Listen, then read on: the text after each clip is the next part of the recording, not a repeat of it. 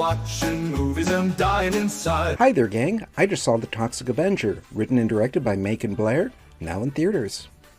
So, if you know anything about this film, it's itself a loose remake of the 1984 original Toxic Avenger that spawned 3 sequels in an animated series. You might know it was supposed to come out 2 years ago, and was actually filmed 4 years ago.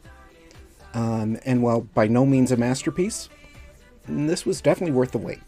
Peter Dinklage stars as Winston Goose, a single parent raising his stepson, played by Jacob Tremblay, while working as a janitor for the BTH company owned by Kevin Bacon's sleazy Bob Garbinger. Stricken with a fatal medical diagnosis not covered by his insurance, Winston tries to rob BTH for funds, but through circumstance winds up left for dead and thrown into a pool of toxic waste, turning him into the Toxic Avenger. This film is not even remotely realistic.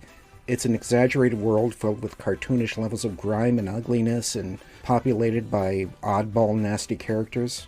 However, the characters populating the world, even those with exaggerated features and mannerisms, are still real people. And grounding this cartoon backdrop with real emotions and stakes means that while things are quite silly, the events transpiring have consequences for everyone.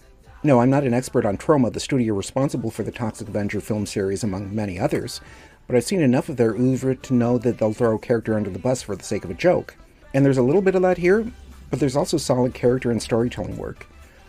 Not too much, but enough to hang on to as a viewer. There's also a lot of gore, but nothing that really went beyond anything shown in the trailers. There was one gag, though, that honestly could have been the showstopper, but the staging was kind of weird, so it didn't quite get there. In short, The Toxic Avenger did what it set out to do very well. It's definitely not for everyone, but if it piques your interest, you'll probably have a good time.